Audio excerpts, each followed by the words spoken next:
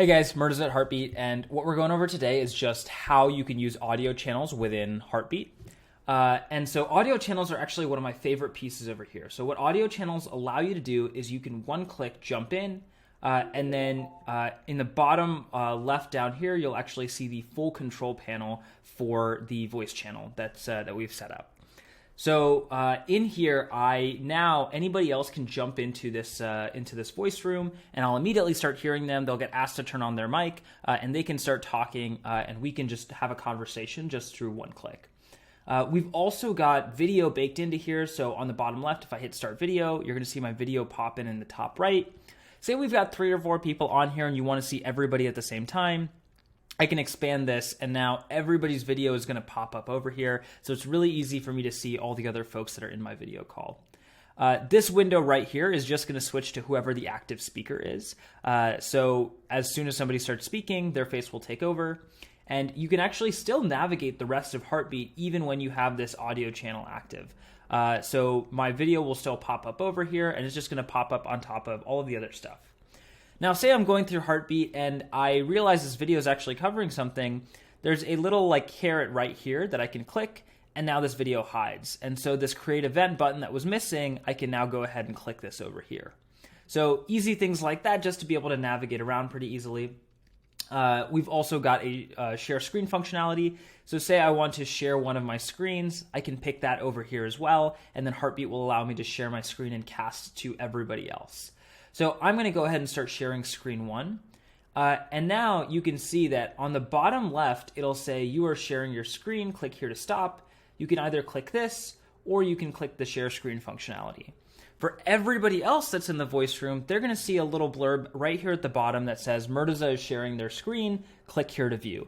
So if you start sharing your screen and somebody says, hey, I can't see what you're doing, tell them to just look in the bottom left, and they'll be able to open up the shared screen modal and then see exactly what you're doing on your screen.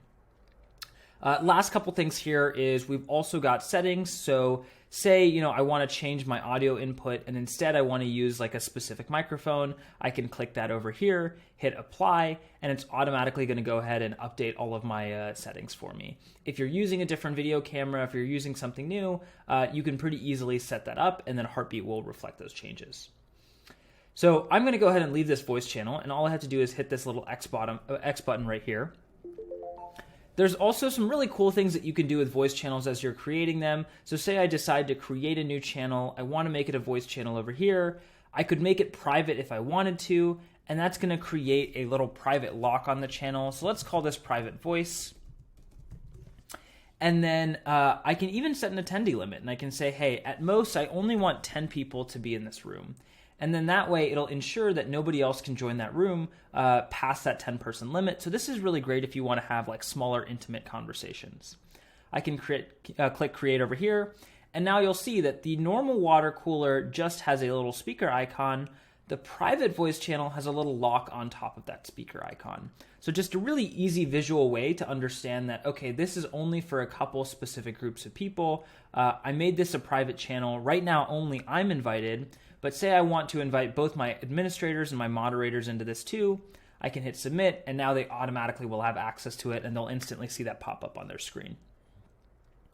So we've seen a ton of really cool things happen in these voice channels. What we do is when there's more than 2 people in a voice channel, so when it gets 3 or more, we actually start slowly notifying the rest of the community. So if you've used anything like House Party, it's really similar to that, where we'll start sending out notifications to others, pulling them into these voice calls.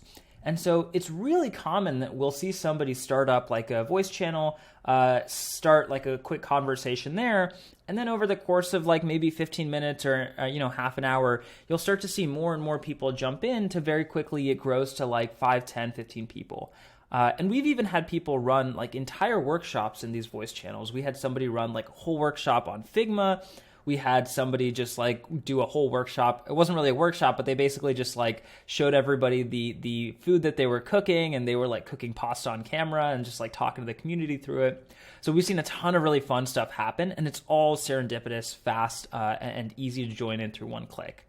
The other great piece of this is that on the Heartbeat iOS and Android apps, it's really easy for people to just one click jump into a voice room, pop in their AirPods, and be a part of the call. And so if you've used anything like Clubhouse, it feels really similar to that, where you don't feel like you have to stop your entire day just to join a voice channel and be a part of, one of these serendipitous conversations. Thanks so much for watching. Let us know if you have any other questions.